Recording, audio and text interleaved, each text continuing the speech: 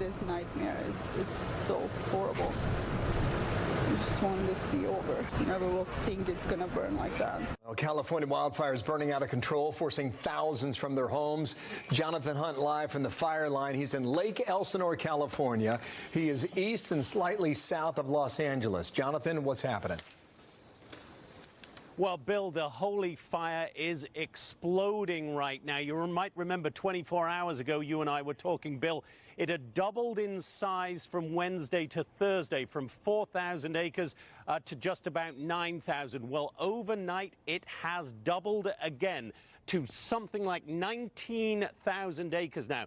And here's the problem. It is creeping down the slopes of the Cleveland National Forest there. You can see it very clearly. We have seen bursts of flame coming up, and underneath those trees that you're looking at right there, there are blankets of flame. There's another one across to the right now, some flame just coming up there. And you can see from where we are, this perspective, that is maybe 200 yards up the slope from this residential neighborhood we're standing in. So right now, some 20,000 people have been evacuated from this area, Bill, because of those flames, which we saw overnight, again, rushing down these hillsides. It is a very dangerous situation. The Cleveland National Forest firefighters are in charge of this. They tweeted today, "We cannot get ahead of the fire." A very simple, very stark statement from those in charge of beating back these flames, admitting that right now they simply cannot do that. They're doing everything they can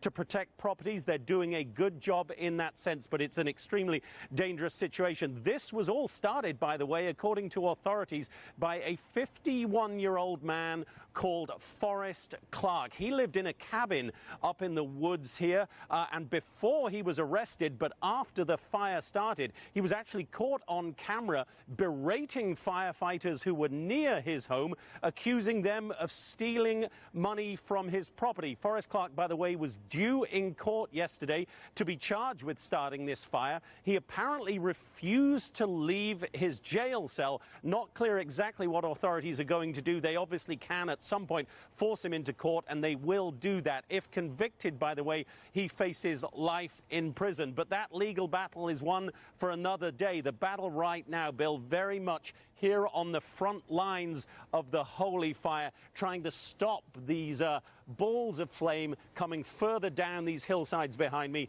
and taking out these homes. And one other thing I want to point out just in this neighborhood, Bill, is take a look at the vegetation here. The advice to homeowners is always get vegetation 20, 30 yards away from your house. But you look in this street, this tree right here, hanging right over the roof of two homes. I know Tommy is not in a position to move the camera too much, and then back further up there, you see more trees hanging right over homes. So if those flames, or even a spark from those flames, get down into this street just a couple of hundred yards away, that's going to be a major issue for these homes. So it is a dangerous situation.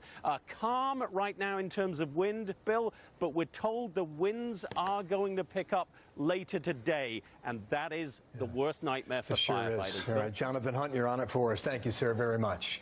In California. All right, 11 children.